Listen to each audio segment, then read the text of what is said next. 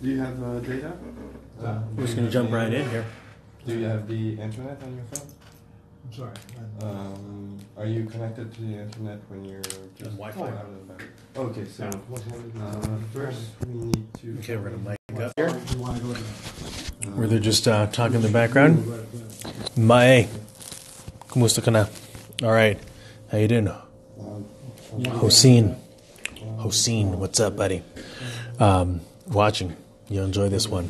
It's a fun one. Okay, we'll just jump right in, guys. Since it's 12, but John, we can show you later how to create an icon, so that way you just tag it or click on it and it goes in. So today we're going to talk about changing career.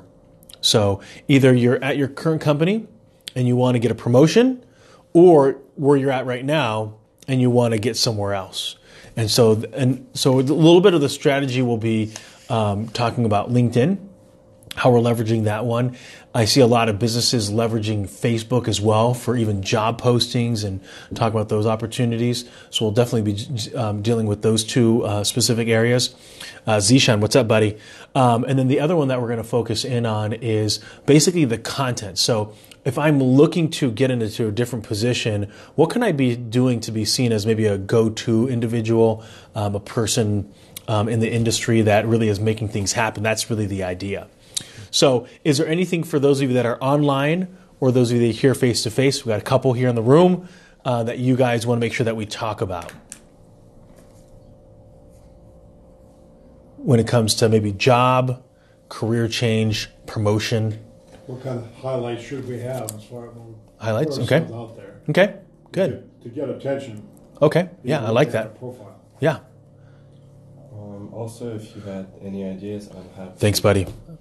maybe display your accomplishments or a certain job or certain things you've done without sounding too cliche, like, well, I've managed this much worth of equipment and I've had this many people under me. That kind of sounds cliche. And maybe if we could try to find some better ways to say that. All right. So if for those that couldn't hear, because I'm mic'd up, is what John had suggested was what are some things that how can I highlight those ideal things on my whether it's LinkedIn or Facebook, in order for it to sound like I'm not just boasting about myself or just the same redundant things over and over. Some attention getters. Yep. Okay. And then I'm just writing that down. And then what Camilo had mentioned was what can we do to be able to showcase, or instead of having like these bullet points that you see in a typical resume, what can you do to be able to show that? Which, if I manage 25 people, is there a way to show that instead of say it? So one thing that I would say when it comes to LinkedIn is to be able to have a look at just at your own profile. You can actually go into the settings and say, see what people view. Okay, so it's view your profile. So what's your photo look like? So Camilo's here locally, and he's going to help people that are here get a nice professional headshot. I need a new one because my old one's like 5 years old. So it's, over time, you just want to make sure that the who you are physically or photo-wise is what's really out there. So if you have like a black and white photo, probably should get rid of it. We live in Technicolor, right? We live in multicolored world. So the idea of like going to like a black and white doesn't make sense unless you're a vintage photographer, right? So if I want to be able to show like sepia, then maybe I might leverage that, right? So if you're in a different industry, you might want to do something different. I'd say it's more valuable as well, like on LinkedIn, to showcase your face versus doing like a logo of a business. Even if you're the business owner, I think there's more value of showing your face to people and making that personal connection. All right. So as you you start there at your profile. The cool thing that LinkedIn allows you to do is actually have a banner. So John, have you used that feature? It's basically you can say like a tagline about yourself. Yes. Okay. So if you're looking, this one becomes a little bit careful, because if, let's say, you work at an organization, you don't want everybody to know that you're working. You might want to say, okay, then you might want to say in your profile, looking for a different position. Obviously, you don't want to get fired by your current employer. That wouldn't make a lot of sense. Let's see, make sure no one made any comments. There we go. You waved. waved. What's up? Okay. So if you think about that banner, it could say, let's say I'm right out of college, I'm going to be graduating soon, driven individual looking to make an impact on the world. Are you talking a true banner or under your heading? It's under your heading. Yeah. So I think they call it a banner or a header in LinkedIn, and it basically allows to draw attention to people. They're looking at your photo. They see that really quick comment. If I'm looking for a career change, maybe I'm looking for leadership opportunities, and it can be a way for you to be able to grab people's attention based on specific wording. So if you read it and you like it, I would definitely ask other people what they like. Ask a friend, have them go look at your profile and say, what do you think? Does that grab your attention? Does that pull people in? And so remember, LinkedIn, the premise of it is all professional. It's connecting with other people in a professional setting. So you want to be able to make sure that it highlights that. And then if we jump into the ways that people can communicate with you, make sure that your email is correct. If you want to put your phone number, put that up there. One less step for someone to have to figure out how to get in touch with you, the better. I'm reminded a lot of times when I sit down with people, and a lot of times they'll tell me kind of what they're looking to do. And if we look at their overall strategy, whether that's a business or an individual, it's too cumbersome to try to get a hold of them. And that's going to be the problem, right? So if, let's say, I looked at someone's LinkedIn and I don't know how to get in touch with them, so if we're connected, right, on LinkedIn, I can message John. He and I are connected. But if I'm not connected with Camilo, I can't send him a message if I don't have it. Unless I pay for a subscription, I may not be allowed to send him an email through LinkedIn. And so now there's this one more step for me to get in touch with them. So maybe there's a way to be able to, even in that header, put your phone number. Feel free to get in touch with me. And so that's a way to be able to make sure that you make it easy for people to get in touch with you. As you think about the highlights, okay, so we're jumping into basically the digital resume, the meat of your job descriptions. So the nice thing about LinkedIn is it's basically resume driven. You can actually export it into a resume builder. And so you have, your title, when you started working there, the company. And so the nice thing that you can do on those bullet points is you can say from an action perspective what you've done. And so the stronger that those words are, managed, drove, and then to point out results. That's key, right? So John was an executive director over at Habitat for Humanity. So he doesn't want to say like executive director. That's not the driver. What did he do, right? So, and even though it's a team-based atmosphere, that's the reality of being an executive director. You're working together as a team. What can you be putting from an action perspective? Managed, accomplish specific goals from a money perspective. That's really where you want to hone in on. Because I find for a lot of people is they don't want to come across as boastful. LinkedIn is exactly for that. These are results. This is things that you've done. So it's okay to say that you've gotten this much in sales, or you've been able to have this kind of growth rate. You've trained this many employees. You've led this kind of team. Highlight your skills and your absolutely. results. Yep. And then the other thing that I would do, John, you mentioned skills. There's an actual area that you can highlight what skills you feel that you have, and then those that are connected with you can either say yes or nothing. So you can have all of a sudden a lot of people that you say, hey, my leadership is, one of my skill sets, leadership. You can have 5 other people that give you a thumbs up on that one. And so there are other people that are giving you a reference that leadership truly is one of your skill sets. So that's one thing that I would say. If we want people to say nice things about us, then we probably should be saying nice things about people we're connected with. So I find for a lot of people, they want recommendations on their LinkedIn page, but they themselves haven't given out a reference in a long time. So I think it'd be a lot easier to, hey, maybe once a week, go on and recommend 5 people Tell them what you think are, that you worked well with. Of course, be sincere, be genuine. These are people that you've worked with and had good relationships with. And so I think that can be a real good way to be able to, a lot of times, putting out that good vibe out there has a tendency to lend it back your way. The other one is if people say that they have a specific skill, like in recruiting or, team development, and you agree with that, then definitely say thumbs up. It's just another way that you can easily just give people kind of that attention. The other thing that I've seen when it comes to changing jobs is, I think one of the biggest ones people don't realize is that a lot of employers are looking at different ways to let people know that they're looking. Right? So you have Indeed, you have Monster, you have Career Builder. I don't know if people even use those anymore. You have, of course, your own company website. But I see a lot more people utilizing Facebook and LinkedIn to let people know that they are actually looking for specific jobs. And some of these jobs might be a little bit more technical. They might be a little bit harder to find. I know in your smaller communities, these are a great way to find people that don't live in your community. And so you might say, hey, I'm having a hard time finding engineers in this small town. Well, then that's the beauty of using LinkedIn. It has global reach. And so you can be able to reach out to those people that aren't maybe necessarily connected with you. Were you going to say a comment or anything? Were you going to say anything, John? Okay. By the way, if you have any questions or comments, just leave them in the comments below, and we'll get to them for sure.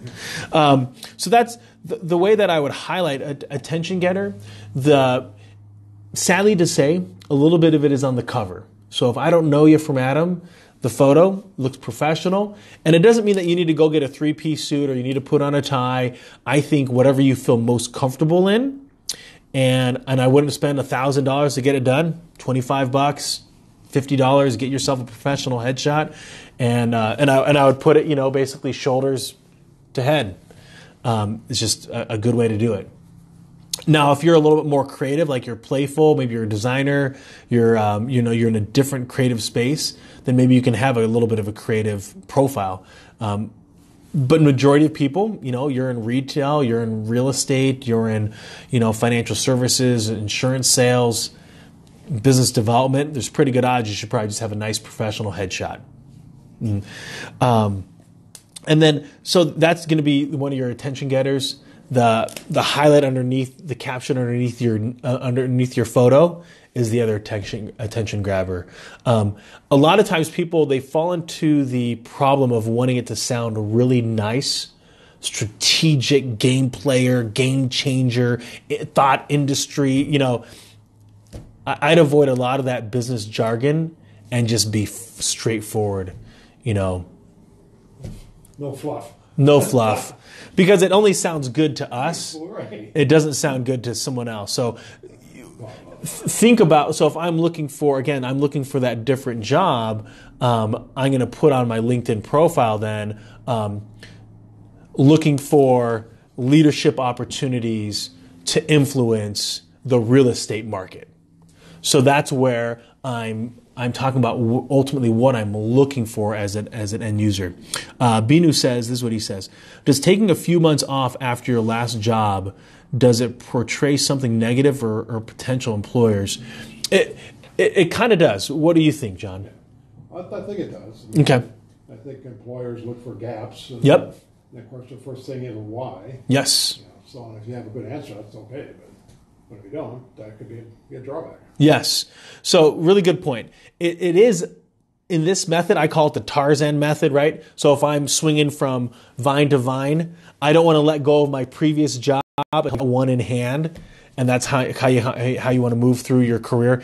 At the same time, I understand we might not always be able to do it from that fashion to that fashion. So to answer your question, Binu, if I have gaps, I want to figure a way out to explain it. So whether that's putting it, whether you have a side hustle that you tried to give maybe you tried to give 3 to 6 months just focusing in on building up your own business. That's what I would put down in there. Maybe there's an opportunity that I could have a look at. Maybe I wanted to just take a break. Understandable. I know people, they do. It's not only, sometimes I think that's more common in other cultures than it is here in the United States. I think there's this attitude that we got to always be constantly in motion and doing something. So, but I would explain that. Maybe I decided to do some self-discovery, and I don't think that there's anything wrong with that. At the same time, if I'm trying to get a job with GE Healthcare, or GE, a big company known for management, known for basically 14 to 18-hour work days, then they might not necessarily like that attitude. I try to get a job with Goldman Sachs, which basically they almost have this expectation that you're going to put in 16-hour days, 5 to 6 days a week. That's kind of the attitude out there. Then they won't look highly on you wanting to take a little sabbatical. No, you don't need a sabbatical. You're going to work for us. Yeah, exactly. So that's their attitude. And so know that, understand like your industry, Binu, and understand like how people are going to respond to that. I don't see a problem in putting that in your LinkedIn or even in your resume. Like, hey, from this month to this month, I was doing this, to explain any kind of gaps that you might have. Because ultimately what people are wanting to know is, what'd you do? And then why did you do it? Because trying to run your own business has its pros as well as it has its cons. The cons, if you're self-employed, is that there's good odds that once you get on your feet, then you're going to go off and do your own thing. That's kind of the attitude, which is true about a lot of entrepreneurs. They're just looking for an opportunity to get their ideas rolling. So the other thing that I would say when it comes to attention getter is being able to connect the dots. So I meet with John face to face. Then what I decide to do then is connect with him on LinkedIn. So now I'm connecting those dots so that way if he wants to know a little bit more about me, he can. We live in a very review heavy driven, right? If I want to get photography, then there's good odds I'm going to try to find a review. What do other people say about your photography? Do they like it? The nice thing about in today's world of Show Me, you can show me your Instagram account and I can see a lot of what you do in that fashion. When it comes to selling you, this is where it gets a little bit difficult for some people, is that now you have to be able to be your own PR and marketing company. And how are you going to do that? What can you put out there that does grab people's attention? So on LinkedIn, unfortunately, it still is on your actual profile is black and white. However, they have a couple things on your profile that if I go on to that I can find out a little bit more about you. So one of the first ones I'm going to talk about is articles. Are you guys familiar with the article function on your profile? Not really. Okay. Not how to enter an article. Yeah. So what it is it's you can actually go in and you can either upload or copy and paste text and create your own article. So if you have thoughts on photography, you can put it right in there. You have thoughts for the overall nonprofit community in Central Wisconsin or just nonprofits in general, you can actually, if you have an article or you want to write it, you can actually just create it right there and post it up. So if I am going onto John's profile on LinkedIn, I can then look in articles and I can see that he has 3 articles. And I can open it up and see, okay, this is what he thinks. So what you're basically doing is showcasing you in the medium of the written word. So if you're not comfortable in writing, then I would definitely have a look at either getting it edited, having someone say something about it, or maybe you were showcased in a newspaper article. Maybe you can copy and paste that one in. Sometimes you have local newspapers that does different businesses, and maybe that's an opportunity for some people. Specifically doing that after we're done. Mm-hmm. I have no idea where to go to do that. I can show you. I'll show John here afterwards when we're done here. The next one is to be able to look at what you're posting. So a lot of times people are going to engage with you based on your posts. So they're watching what you're saying or what you're doing. So I know some people are passionate about politics. I would leave it off of your LinkedIn profile, because the moment that you take one stance, you've alienated the entire other stance.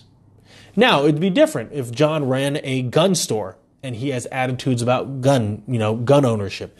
Different story. If you're a politician, then again, different story because you're putting out your views. On LinkedIn, though, you want to come across as basically politically neutral. Okay, so that way, and it could be topics, it could be the articles, the things that you're talking about are extremely important because people are watching. So if they find out that John's a gun lover and I hate guns, and all of a sudden now I'm not going to hire him. I'm not going to even look further at his profile purely based on that assessment. Now, is that the right way to do it? Probably not. But guess what? We are all remember, the person that's recruiting you is a human being, and they have their own opinions. And they might be thinking, is this person going to be a cultural match for our organization? And so you want to give them one less reason for me, when it comes to business, everything's green. It's all about money. To a certain extent, it's about people and ultimately growing money. Anyway, well, earning it. So then the next step is then having a look at what you're posting about. So this one I am very passionate about. I'll be putting up a post here later. If you watch me on LinkedIn, I'm utilizing an app called, not an app, a website, Grapevine 6, the number 6. So literally Grapevine, the number 6.com. And what it does, it allows me to, based on my keywords that I give it, it suggests from its database of 30 million articles what I could post up. And it'll automatically schedule it. So if let's say I go through and I see an article, I have a look at it, I post it, and I can schedule it for tomorrow, and it only posts between Monday to Friday.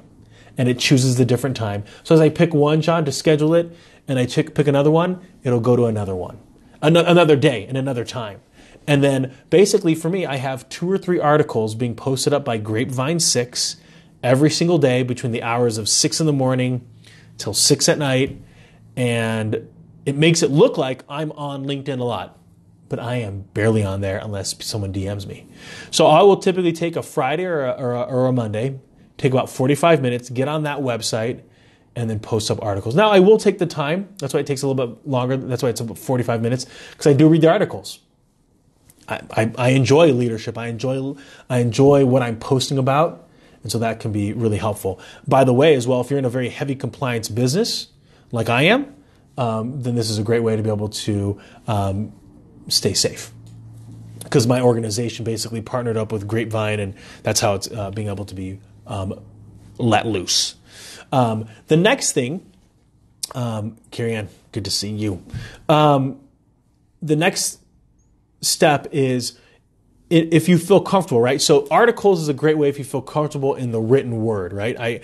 I can type well, I can talk about the industry, I can talk about what I want to do, typing. If I feel more comfortable video, not everybody's account has this, but a lot have access now on LinkedIn, is to post up videos. So that's a huge game changer, to go to your point, Camilo, about how do I show, kind of get away from that cliche of I manage 25 people. I can show a video of me talking to someone, and it could be completely mute. Okay, so this is just a perception of what we see when we engage.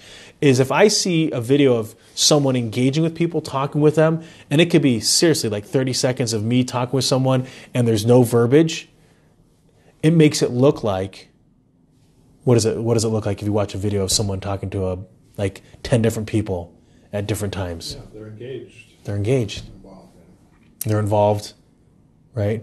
They can deal with people. So instead of having that as a bullet point on my resume or on my LinkedIn digital profile, I can show that in a post. And that's going to speak millions of words. Sure, we'll do that when we're done. Okay? Yeah, I can show you. So now for a lot of people, they get stuck with the video quality. They go, oh, I don't have a camera for that, or I don't have a tripod. Man, I hack this stuff, guys, with cell phones and a laptop. Facebook, I'm sorry, you got laptop today. So the quality of this camera is grainy. It's horrible. It's like 1980s basketball. And then on LinkedIn or on Instagram, I'm actually using the front-facing view of my camera. So again, it's not great quality. But for me, I'm not going to go spend money on an expensive camera. And I'm not in a position where I can hire a videography to follow me around all day, although that is a goal. So just to be able to showcase exactly kind of what someone does, that's exactly kind of what I want to do. I'm going to throw that away. I'm playing with this paperclip and it's just futzing with it. They are, and they're only getting better. And so that's where I'd say for a lot of people is don't get stuck, if you can, on what the video looks like, the editing of it.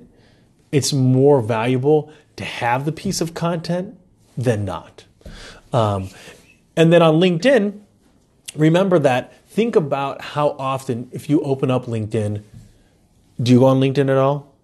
Once a year. Once a year, not often. What about you, John? How often do you go on LinkedIn? A dozen times a week. Okay, so maybe once a day. So think about when you actually open up that LinkedIn, how long do you scroll? For me, LinkedIn, maybe 3 minutes. 5 minutes tops is I'm going to scroll through on the LinkedIn. It's not like Facebook where I care about seeing all the, a lot more friends, right? It's a lot more personal. Where on LinkedIn, it's a lot of motivational quotes. It's a lot of people talking about, this person's in this article, and then there's some business stuff. Yep, a lot of anniversaries in there. And so what happens with that is if I'm not posting up enough, like utilizing a tool like Grapevine 6, and there's a multitude, I'm not saying you have to use that one, there's a multitude of other ones out there, is that I'm not going to be seen in any of my content, on my posts. And so there's a need to have a regular post every single day. And so if you're not doing it weekly, start weekly, just once a week. Every Monday, come in and send out a post. If you're already doing it weekly, then go daily. If you're already doing it daily, go twice. If you're doing it twice, go 3. If you're doing it 3, go 4.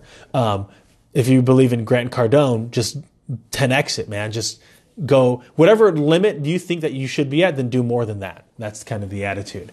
And there's a lot of truth to that. I think about McDonald's tries to stay top of mind for everybody. And so you can see them advertise and sponsor in every medium possible. I think I saw a flyer in the mail the other day from McDonald's. And so they're just trying to make sure that they're getting in front of people's eyes. And that's the attention grab here for you, is that you want to be seen as an employee of choice. And it's going to be a lot easier, as kind of mentioned before, to have a job in hand, and then someone comes and scouts you out and says, hey, we need your skill set and we're willing to pay whatever it takes to get you. To a certain extent, right? Obviously there's certain bandwidths and things like that, I understand. Oh, no problem. Any other questions, comments? Any other questions or comments online? Okay, so we're going to walk away from LinkedIn. So just as a recap, profile picture, update it. Look at your tagline underneath your name. Make sure that's power driven, attention grabbing. Look at your actual bullet points. Now, I know in some compliance driven businesses, you're not allowed to have different bullet points out there. Like it's screened on in my industry, so I understand. The next step then is having a look at any articles. If you're open, if you feel comfortable in writing, typing things out, then definitely use that one. Let's see, what does Keri Ann say? Top of mind, everywhere and all times. It takes consistency and intentful engagement. I'm gonna write that down because I think that's extremely important. When Keri Ann apologizes, she can't be here as well, but when she and I talked about this, being consistent is extremely key. So it shouldn't get to a point where posting on LinkedIn or keeping it up to date takes a ton of time. It shouldn't. Or it shouldn't be so cumbersome that you need like a break from it. If that's the case, then we're kind of doing it the wrong way. We're not leveraging your strengths of, if you're in video or you're in the written word, or you're more of a doer. So I find for those that are more people driven, then going to a networking event and then connecting with people on LinkedIn immediately afterwards is just a great way to just stay on the top of mind of that person that you met the night before or the day before. The other thing that, as we highlighted, was the video. And so where people get stuck on is content, right? they're like, oh, what should I be talking about? Well, in this particular case, Karen just hit it right on the head. You want to be known for your expertise. So whatever that might be, and I know for a lot of people that are newer in their career, so if you're under the age of 40, you might not feel like you have a lot of area of expertise. And it's true, you don't. You're new. You know what I mean? Like somebody that's 40 and older has probably had 15, or maybe even, if they started, let's say at 18, they have anywhere between 22 to 18 years of work experience on you. And let's say they started at one. I was just talking with a guy today. He does IT, and he started doing IT when he was in high school. As a junior, he was helping doing infrastructure, setting up internet cables for a local company when he was a junior in high school back in the 90s. And so you fast forward now, he's been doing that since he was 18, and now so he's been doing it for half his life because he's 36 now. So his ability to translate that is just phenomenal. So if I'm 25 years old and I just graduated from college and I'm, I don't know what it's even called if you do like network infrastructure, IT, all you have is a 4-year degree. This dude's got 18 years on you.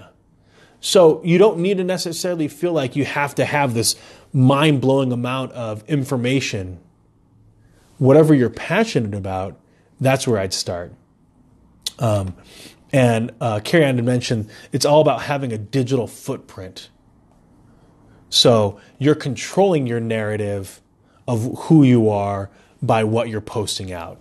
And so for a lot of people, they get stuck on what should I be doing? What should I be talking about? Talk about what you're passionate about. That's where I'd start first. Photograph whatever you're passionate about. Video, whatever you're passionate about. And so if you don't feel comfortable doing the selfie, then do it outwardly. And if you're okay with narrating, so if let's say, for example, I'm in the automotive industry, then what I would do is I'd get my camera and I would video cars.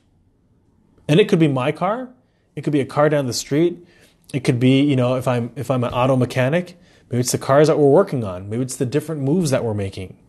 If I'm Napa Auto Parts, I would have like a how-to video on a YouTube channel showing how to do everything yourself, how to do oil changes on this car and that car and this car and that car. And so it's a huge opportunity just to be able to hold yourself out as a go-to individual. And so that's really where you want to be able to look at your content, right? So if you think about my 4 pillars, I call it platform, content, posting, engagement. So when it comes to the content, think about what gets you excited. And not everything in our job, in our careers, is super exciting, right? Watching an accountant do a tax return is boring to me. Yeah. Like watching the dryer go around. Yeah, what's that old phrase in English? Watching the paint to dry, right? It's that boring watching paint to dry. However, there is a small segment of the population that would actually probably love to see an accountant do a tax return.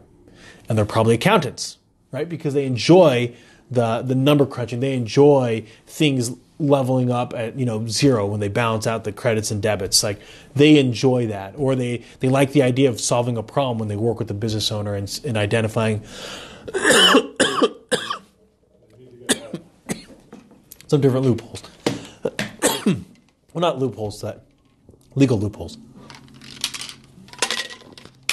All right. Any other questions, comments? No. Okay. So if I'm using LinkedIn, the other one that I would look at is in the search bar is you can now search for jobs. And so note that, remember, when companies, they hire, they either do it all in-house or they outsource it. So you might be looking for a position that's been outsourced to a recruiting firm. So it doesn't matter who you know in that organization, if that position has been outsourced to be filled by that recruiting individual. So one thing that I would have a look at in your network, if you don't have it, is headhunters, recruiters. You need to know recruiters. And I know that some people are gonna be like, well, I don't ever need to know that. I run my own business. I get it.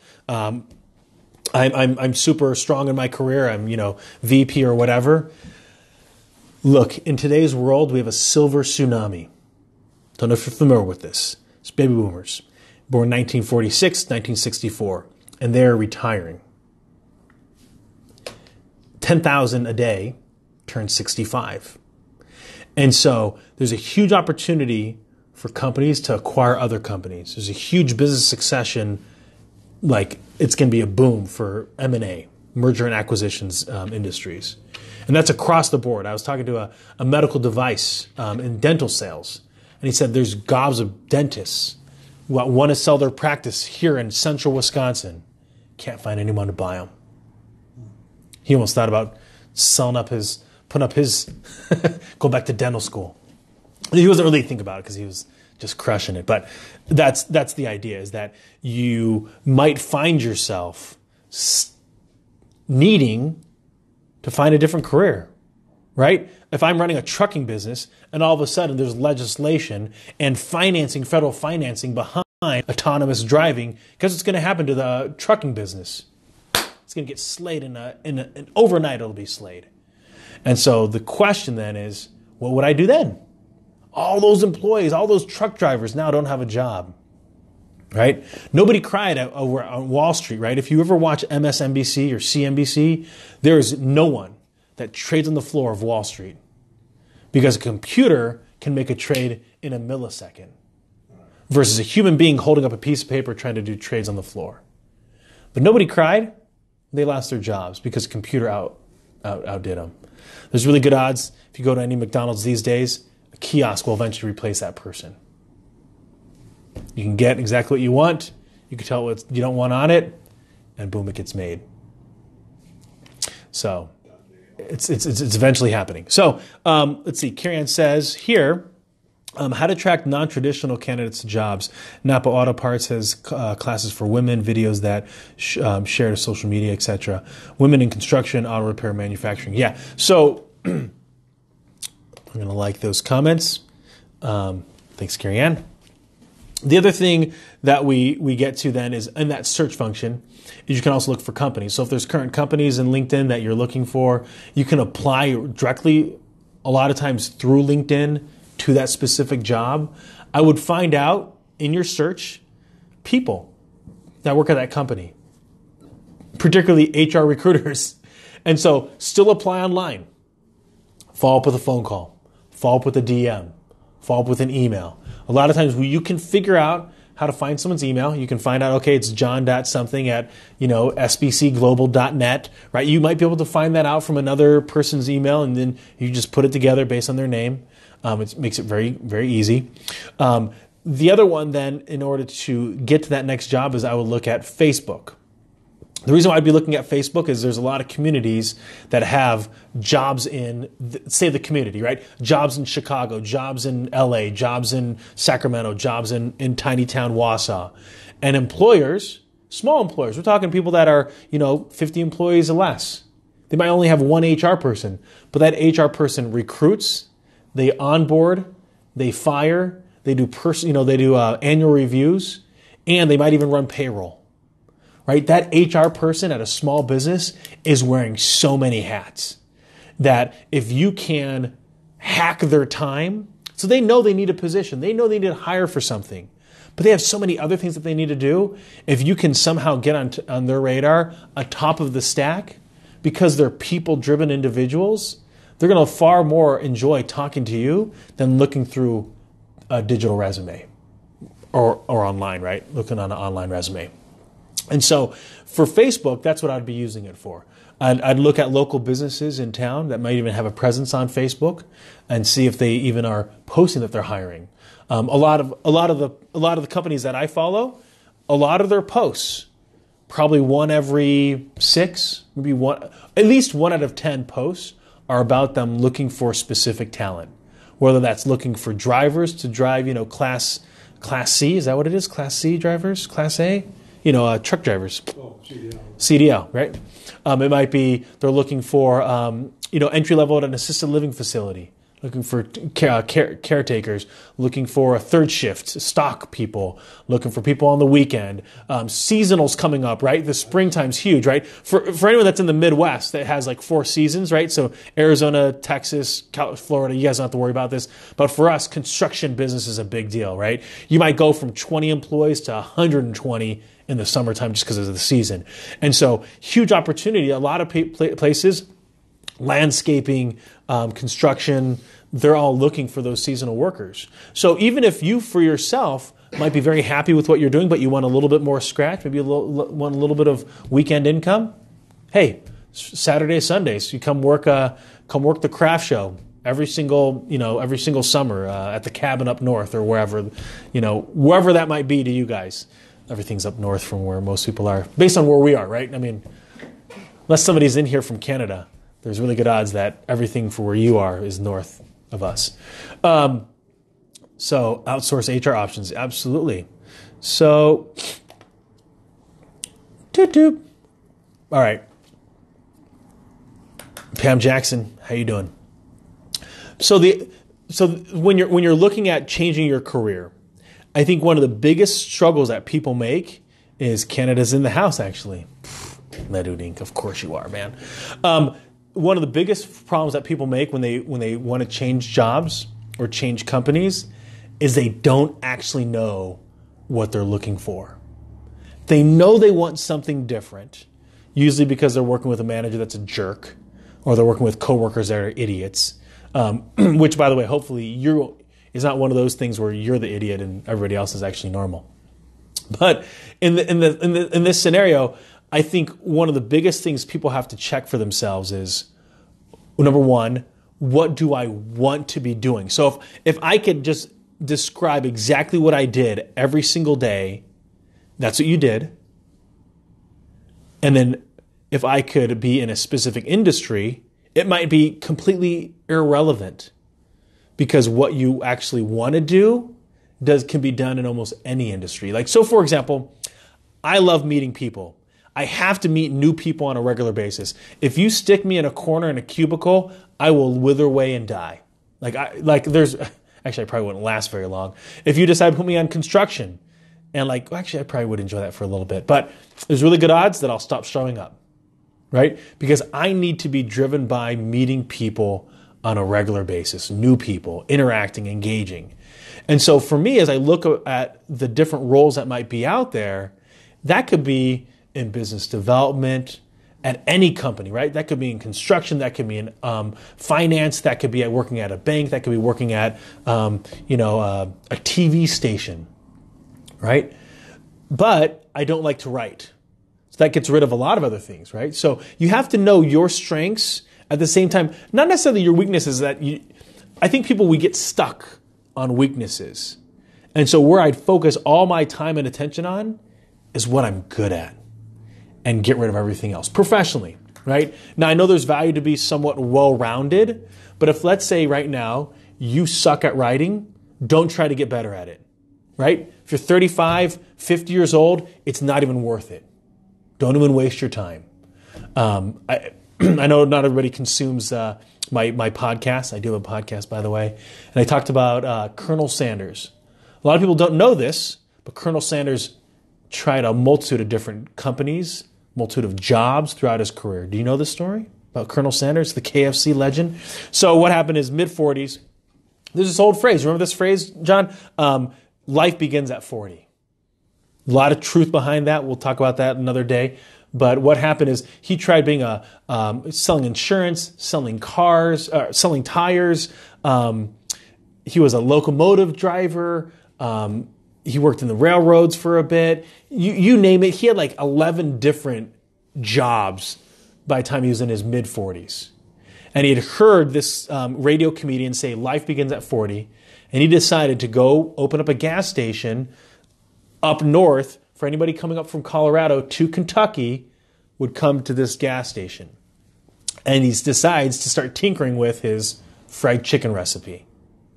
It became so famous that the governor of Kentucky named him a colonel.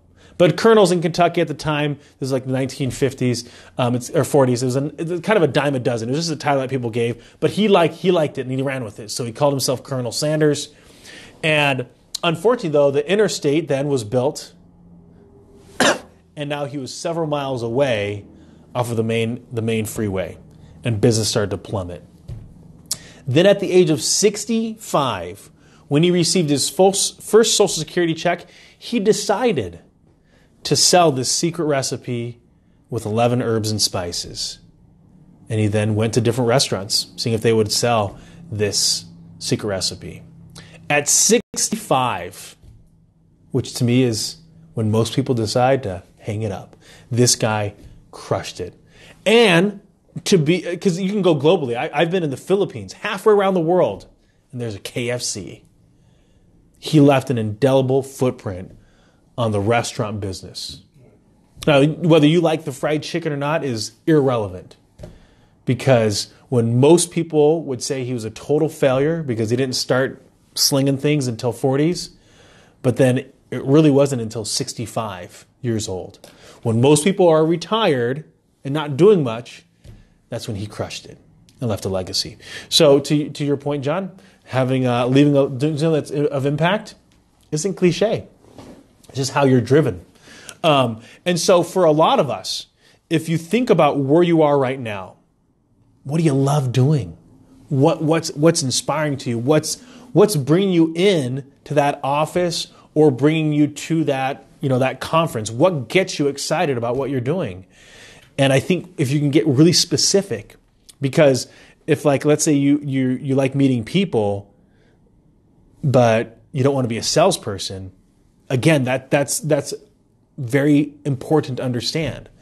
The next thing is as I look at Facebook, that's just a great way to be able to connect with people locally. Whether that's because you can actually get a hold of the business owners in town. Because a lot of times if you're in a small business, I'm thinking 20 employees or less, there might be, depending on their age, they might be running the Facebook media themselves. And so when you make a comment or you have a question to their company, they're the one that's answering. The last one that I would say for a resource for a lot of people is What Color's Your Parachute? Phenomenal book out there. They've actually updated the version, so it's actually kept well with the times. I think the original version was written back in the early 90s, late 80s. And so they even talked about newspapers, which, by the way, don't really work. For job applicants, potentially, I just don't see the value of spending the money. If it's free, then it's a different story. So there's in there, it talks about when you're looking for a different job, it's to do it 4 different ways of sourcing the opportunities. So if you're going to go online and apply, that's just one way. If you're going to decide to drop in on businesses with your resume, that's another way. If you're going to network with people, that's another way. And finally, if you're going to, let's say, search online, through, let's say, LinkedIn, then again, that's another way. So you want to be able to make sure that you're looking at different mediums of applying, because if you're just going to companies' websites and then applying through their portal, that's just one source that you're getting through. And the problem with that is you struggle with, thanks, Sherpa. The struggle with just applying online is depending on how your resume is structured, either there has the keywords or it doesn't. And that can be a detriment to you. Now, I know there's people out there, there's individuals that will help kind of edit your resume. I think they're valuable, especially if, let's say, let me give you an example. My brother's dyslexic. So the last thing he wants to have on there is typos. So and whenever he needs a look at his resume, he'll send it to the entire family. Right? There's, I think, 8 of us. And so some of us are good at the written word. Others of us are, so I'm not good. I'm not going to spot check it. I can't, the verbiage, I can change, more powerful words, results. But I'm not one for, the spelling or the punctuation, right? Or if you missed a the or an I'm not going to notice that. My sister-in-law will. At the same time, when I send my resume to him, in the past, he can make it look really good. because he's a designer. So he's got this great eye to make it eye-catching, to make it grab someone's attention. So I definitely would have a look at your network to make sure that what you have out there is getting the attention that you want. The last thing that I would say for most people is, after you kind of know what you want or where you want to go, is then be patient. For a lot of people, they want their immediate results. They want to get it right the moment that they decide to apply. Hey, I should have the job interview. Understand that people have their own process. The best way to kind of hack around that is find out who works there and make a phone call. I love the phone call method, right? Shoot an online application and then phone call later. Hey, Jim, so that you're the HR recruiter, I'm looking at this position. Wanted to see if I could come in for an interview. Like, be that forward, because you're basically going to hack over all those resumes. You're going to save Jim easily a half hour of time looking through resumes because he's a sifter. So exactly what the job counselor told me this morning. Mm-hmm. You know, kind of be bold and ask for an appointment, or go to a business owner. Mm-hmm. Say, hey, do you need help on Thursday and Friday nights while you're gone? Yep. You know, just get your foot in the door. Yeah. So that's what John mentioned, is just being more bold and asking for the interview or and I think to your point, John, in smaller businesses, so smaller businesses under 100 employees, I think sometimes based on your skill set, you might be able to create your own job. True. You might be able to prove to them what you have as a value. The last thing that I would say for some people, this truly is the last thing, is that some people get stuck on not having all the bullet points checked. So I look at the job description and it says you need to have this experience, that experience. Don't have that be the deterrent from you applying. Now, of course, I'm not going to go apply for an orthopedic physician job because I don't have the schooling or training for that. I find that some people, they won't apply if they don't have 10 of the 10 bullet points in the job description all buttoned up. Remember, they're going to put bullet points in the job description of ideally what they want to see. But they're okay if they get 80% of that, because they can train and develop you to get the other 20%. Let's see, there's a comment here. Networking is probably the best. I find that LinkedIn profile can often be detrimental as you get pigeonholed to what you have done in the past. People are very linear. That's very true. That's a really good point, that people do get stuck on what they see. And so one of the things that, if you're not comfortable networking face-to-face, that's where LinkedIn, Facebook allows you now to network behind your profile like an extrovert. So if I don't feel comfortable going to those chamber events, then don't go to them. But you can leverage connecting with people on LinkedIn. You can send an email to someone, hey, Keri Ann, can you introduce me to John? And all of a sudden, it's as if I had done that face-to-face. There are so many opportunities to learn on the job as well. Yep. Like that. All right. So as we come to the final conclusion here, everybody, if I could be of any value to you, please let me know. You know how to get in hold with me. Cell phone numbers out there. I'm on every platform that I know of that makes any sense. I agree with you. We'll have to have more of the social presence then. Absolutely. And the value of the social presence is for people to be able to find you. Because if you think about it, if I need services or I need particular products, a lot of times I'm going to search it out beforehand and I'm going to review individuals and I want to see that they have something of substance before I actually engage with them.